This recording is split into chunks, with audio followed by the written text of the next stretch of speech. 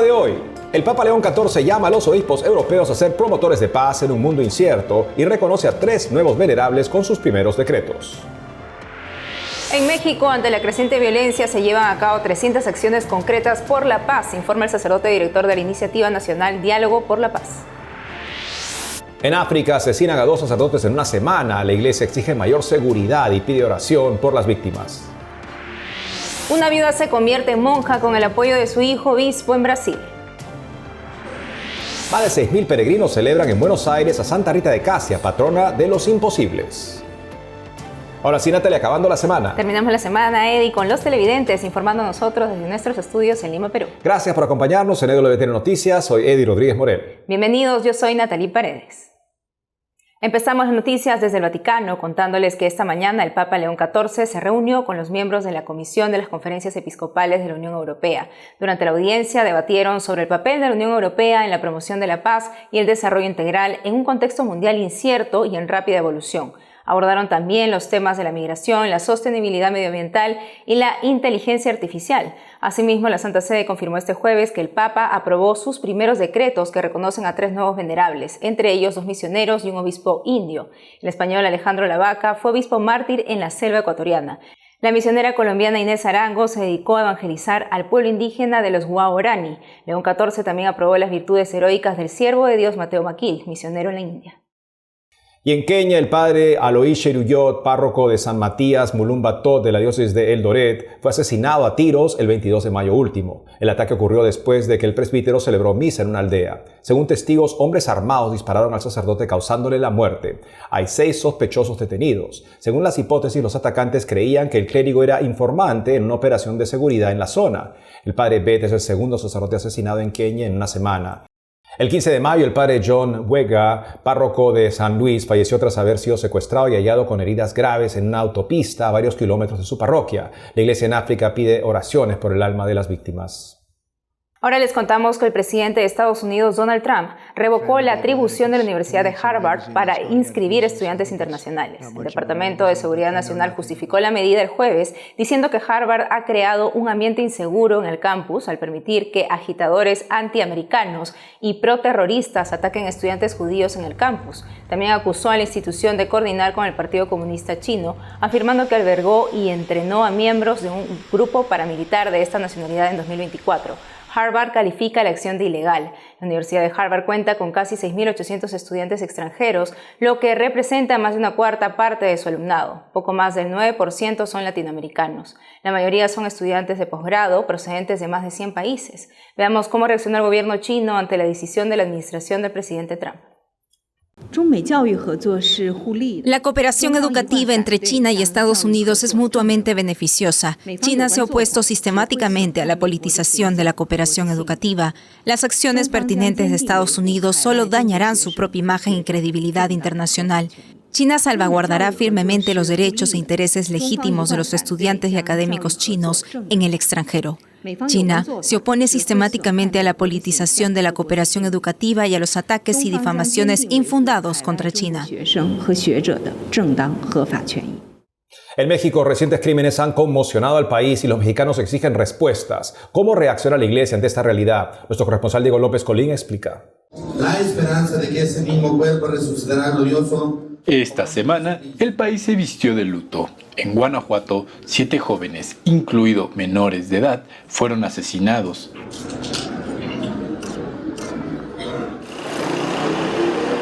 Pocos días después se reportó el homicidio de 2 altos funcionarios del gobierno de la Ciudad de México. Estos hechos se suman a una larga lista. Tan solo entre enero y marzo de 2025 se registraron al menos 1.321 crímenes de extrema violencia, según un estudio de una organización especializada. De acuerdo al Instituto Mexicano de Doctrina Social Cristiana, las causas de esta violencia son múltiples y complejas.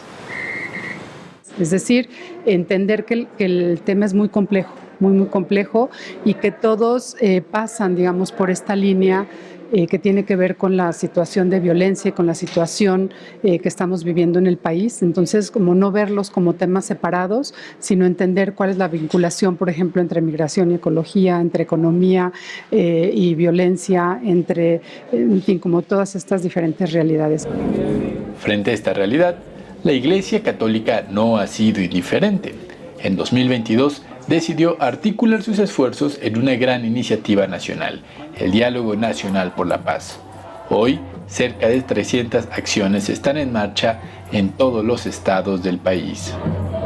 En Sonora se creó una red de universidades por la paz, en Monterrey se está generando un diagnóstico de la situación de salud mental en los alumnos de secundarias para elaborar propuestas de cómo atender esa situación. Aquí en la Ciudad de México se está en diálogo con las alcaldías para favorecer procesos tanto de reconstrucción del tejido social, atención de las adicciones y el tema de reinserción de gente que sale de prisión. Son ejemplos de lo que la Iglesia está haciendo en la construcción de la paz. El padre Atilano subrayó que a pesar de los riesgos que conlleva poner en marcha estos proyectos, la Iglesia Católica asume el compromiso de acercarse a las comunidades, acompañarlas y trabajar en la construcción de los lazos comunitarios y familiares para sentar las bases necesarias para recuperar la paz en México. Y en una realidad dominada por la violencia, la construcción del tejido social se presenta como una apuesta urgente. Es por esta razón que la Iglesia Católica pondrá todo su empeño y dedicación para poder colaborar en esta construcción de la paz. Desde Ciudad de México, para EWTN Noticias, Diego López. Llevamos nuestra atención hacia Brasil, donde una viuda pasa a la vida religiosa con una ayuda muy especial. Esta es la historia de Sor Sebastiana. Nuestra corresponsal Natalia Queiroz nos cuenta. La hermana Sebastiana Onofre de Lima es un ejemplo de que nunca es tarde para seguir el llamado de Dios. Religiosa desde hace 20 años, también es madre de 9 hijos, incluido el obispo de Dourados, Monseñor Enrique Aparecido de Lima. Ella enfrentó la pérdida de su esposo después de 36 años de matrimonio. Con el apoyo de su hijo obispo, finalmente cumplió su sueño de infancia, convertirse en monja para servir a Dios y a la Iglesia. Hoy vive en el convento de las Hermanas de la Copiosa Redención en Ponta Grossa, Paraná. Mi vocación es una gran obra de Dios, porque desde niña tenía la vocación de seguir a la iglesia, pero no tenía condiciones. Vivía en medio del sertón, en el interior, y no logré seguir la vida religiosa. Entonces mi padre arregló un matrimonio y me casé.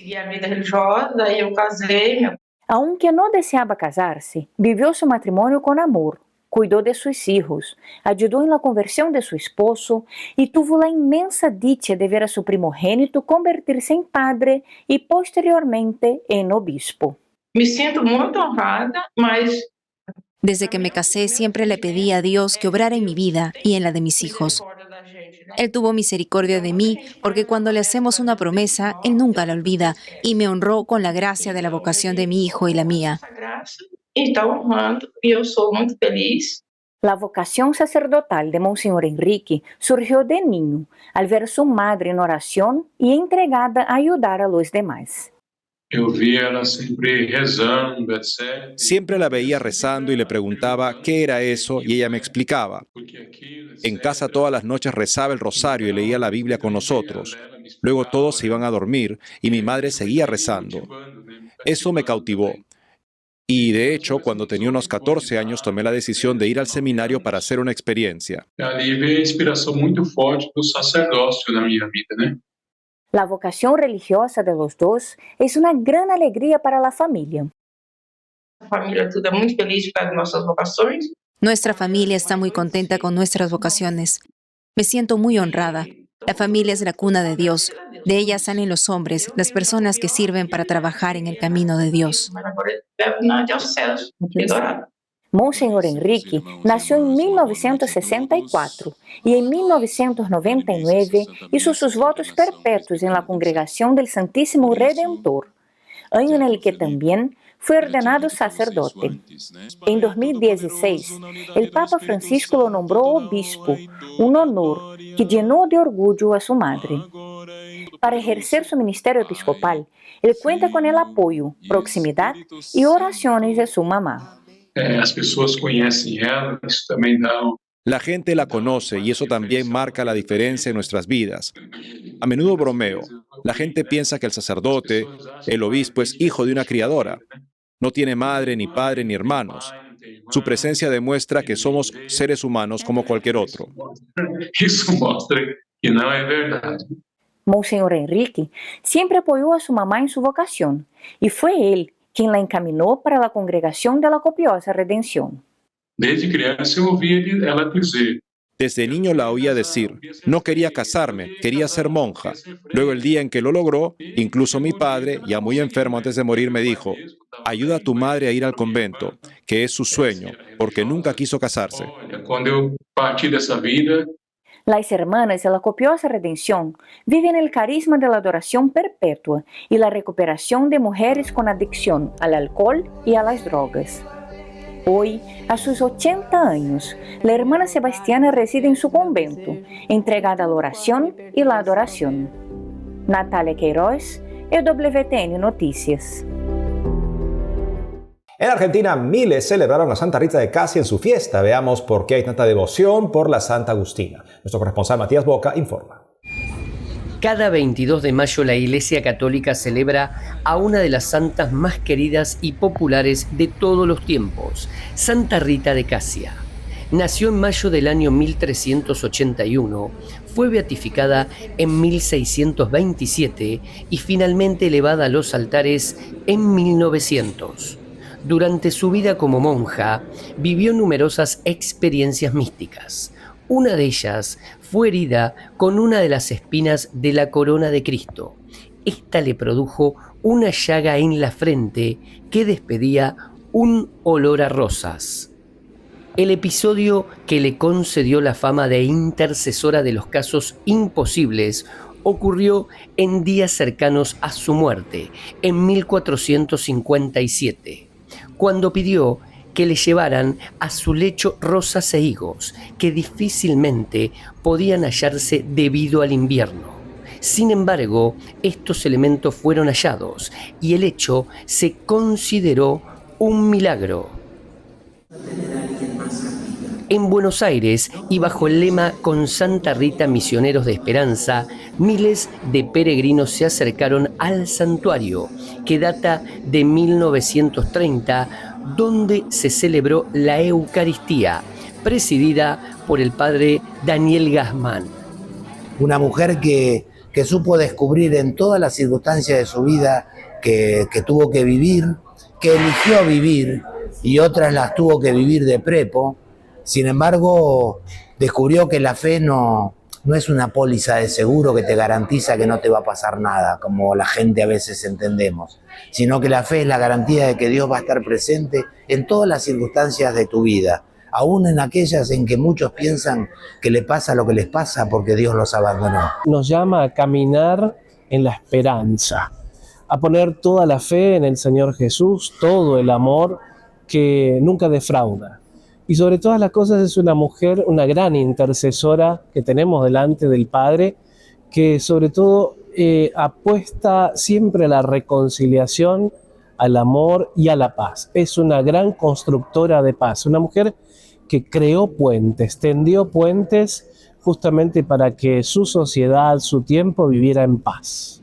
La fe no es una La celebración reunió a fieles sacerdotes, seminaristas y vecinos. Durante la homilía, el padre Gassman destacó el valor de la fe y la caridad como ejes del testimonio cristiano, especialmente en contextos de sufrimiento y exclusión. Más de 6.000 peregrinos se hicieron presentes a lo largo de la jornada, llegando de diferentes puntos del país para pedir y agradecer a la Santa de los Imposibles. Santa Rita, uy, cuánto, qué pregunta. Todo, porque yo la conocí a Santa Rita hace 27 años y me enamoré de ella y no me fui nunca más. De hecho, scout, mis hijos scout, nosotros siempre servimos aquí. con mi marido, y es como dicen los peregrinos, es la mejor. Y agradecer y pedirle a la Virgen, como le pido todos los años, el problema de mi señora. Yo sé que la Virgen me va a ayudar y no me va a fallar nunca. Por eso la amo con toda mi alma. Me dice que me ama, que me cuida, a mí, a mi familia, a mis hijos, y darle siempre la gracia, y no tengo más palabras para decirte. Hace 33 años que llegó a mi vida Rita. Yo no digo santa, es Rita. Y hace 2 años que soy reconocido como servidor de ella. No voy a tener toda la vida para devolverle todo lo que me hace. En mi casa, digo. Es mi casa, mi segunda casa. La familia agustiniana recuerda a Santa Rita de Casia, religiosa agustina. León XIV es el primer papa de la historia que pertenece a la Orden de San Agustín. Pero creo que el punto de la paz es un punto crucial para entender Santa Rita, para entender a nuestro querido Papa, y que fue justamente la manera con la cual comenzó su pontificado, invocando la paz que viene del Señor resucitado y pidiéndola para el mundo en el que nosotros vivimos. Creo que Rita y León XIV pueden unirse muy perfectamente y que juntos con ellos podemos trabajar por la paz y la reconciliación en el mundo entero. El pueblo fiel de Dios que acompañó unido a la esperanza, porque Santa Rita es ejemplo de fe pascual. Todos honrando a esta mujer santa, que agradó a Dios con su vida, con su fe y con sus obras. Hoy compartimos y celebramos la fiesta grande de la patrona de las causas imposibles, Santa Rita. Cada 2 horas la celebración de la Eucaristía. Una gran cantidad de peregrinos se hicieron presentes en esta fiesta grande. El santuario abierto durante todo el día. Con Santa Rita, misioneros de esperanza. En Buenos Aires, Matías Boca, EWTN Noticias. Hacemos una pausa y al volver, presentan en el Vaticano la biografía León XIV, retrato del primer papa estadounidense, donde el autor, director editorial de EWTN News, destaca al pontífice como puente entre culturas y religiones. Además, en Perú la elección del Papa León XIV no solo trae bendiciones, también inspira ingenio y nuevos negocios que ponen a todos a trabajar. Regresamos con más noticias con Enfoque Católico.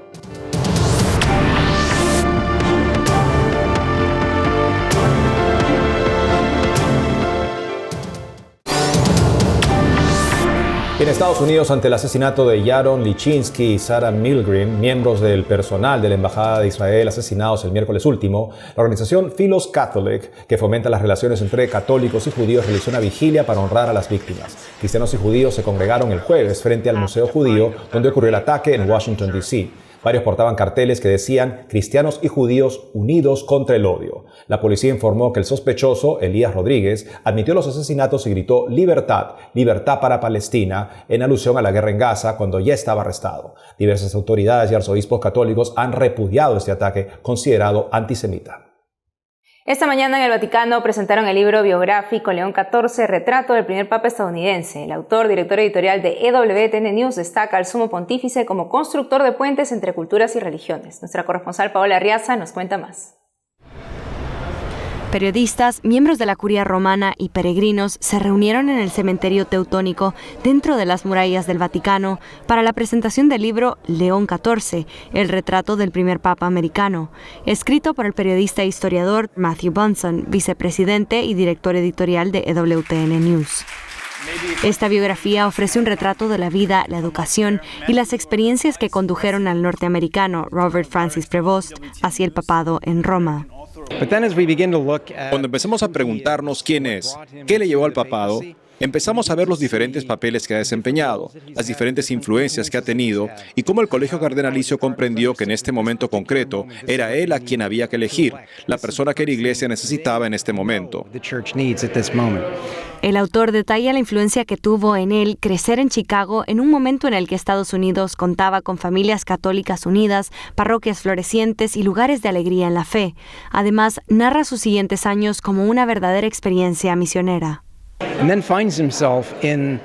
Y luego se encuentra en Perú, en el ambiente latinoamericano, el que no solo absorbió, sino que él se convirtió realmente en parte de Perú y de América Latina, y eso dejó su marca en él.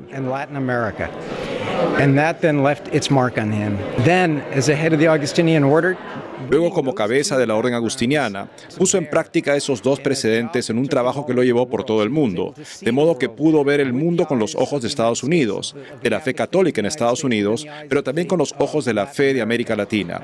Creo que eso ha informado y formado lo que él es y su evolución hasta llegar al momento de su elección.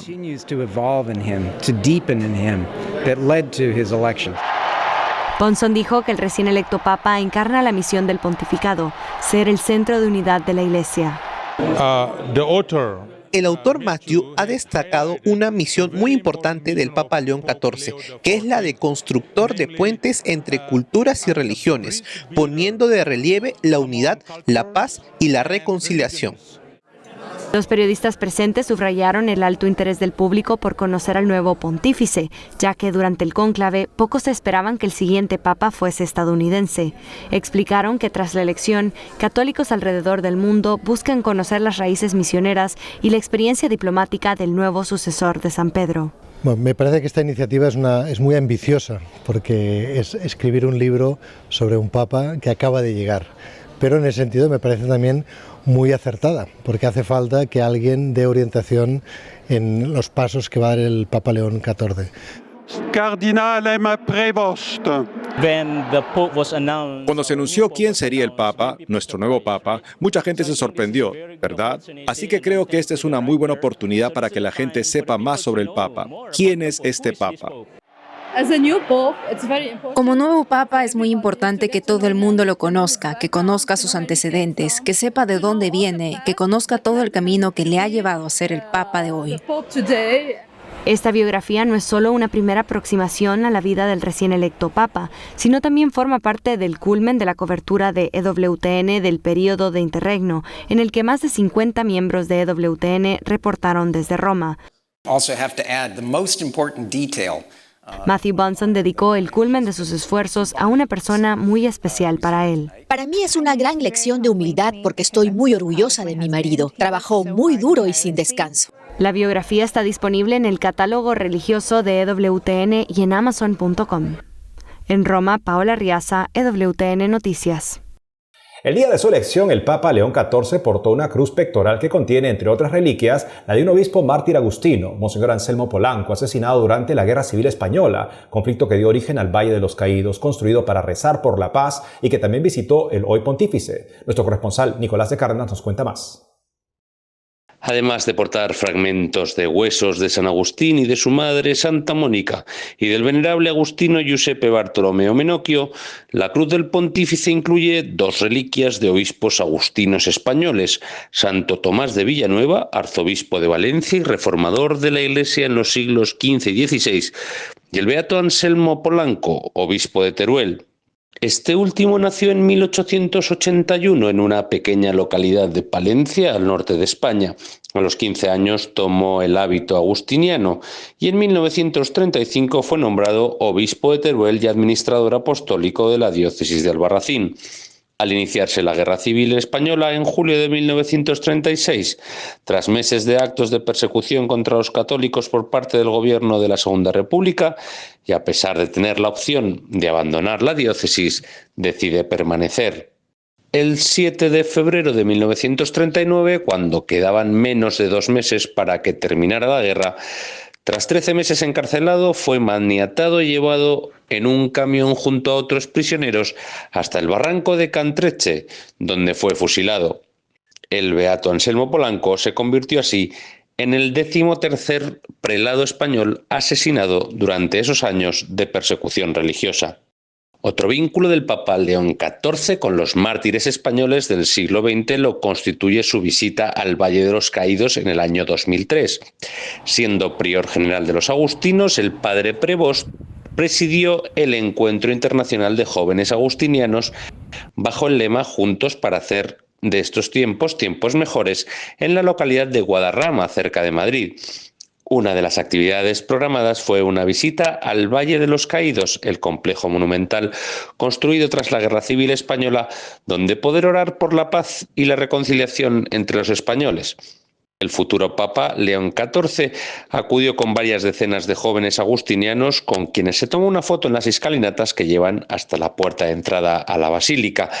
Ahí se le puede ver con camisa blanca en la primera fila, rodeado de jóvenes que lucen unas camisetas azules. El hecho de que León XIV haya estado en el Valle de los Caídos y haya conocido de primera mano su realidad da esperanzas a aquellos que se oponen al proyecto de radical resignificación impulsado por el gobierno y que contaría con un aval, con un acuerdo con la Santa Sede ratificado poco antes del fallecimiento del Papa Francisco. Desde España, Nicolás de Cárdenas, EWTN Noticias. Según el cardenal uruguayo Daniel Sturla, la primera visita del Papa León XIV a Latinoamérica va a tener a Argentina, Uruguay y posiblemente Perú en su itinerario. Así dijo el purpurado en una radio de su país esta semana. Nos vamos a Perú, donde la elección de León XIV, nacionalizado peruano, inspira a la industria de la confección, entre otros emprendimientos. La Papa y el Papa son peruanos. El Papa comiendo ceviche. Saludos a mi queridísima diócesis de Chiclayo. Estas son algunas de las frases que aparecen en las camisetas que venden en Perú en homenaje al Papa León XIV. Apenas nos enteramos de la noticia del Papa, dijimos vamos a sacar las camisetas. Así que hemos pensado con mucho respeto, mucho cariño y también con mucha emoción sacar los mejores memes para que sean al gusto de todos los peruanos. Desde la mañana, las tiendas del Centro Comercial de Gamarra, en Lima, venden estas camisetas que combinan humor, orgullo nacional y devoción religiosa. Yo creo que todos los peruanos orgullosos, todo el peruano de corazón, el que tenga un DNI peruano y llegue a puestos tan importantes, tan relevantes, no solo para un país, sino para el mundo, creo que todos los peruanos nos sentimos absolutamente orgullosos. Otro de los diseños más llamativos que usted puede encontrar en las tiendas en Perú es el Papa vistiendo la camiseta de la selección peruana de fútbol con la frase «Ahora vamos al Mundial», o León sosteniendo bocadillos típicos del norte de Perú, donde hizo misión por más de 40 años, el postre llamado King Kong y una bolsa de chifles, snack en base a plátano frito. En las calles de Lima también encuentra pantallas publicitarias gigantes con la imagen del Papa León XIV. La elección del Papa León no solo es una bendición especial al Perú, sino que también ha despertado la creatividad innata de los peruanos y su sentido para la oportunidad de negocio que genera trabajo. Eso es todo por hoy, amigos. Gracias por haber estado con nosotros. No dejen de seguirnos en nuestras redes sociales y en ewtnnoticias.com. Hasta el lunes.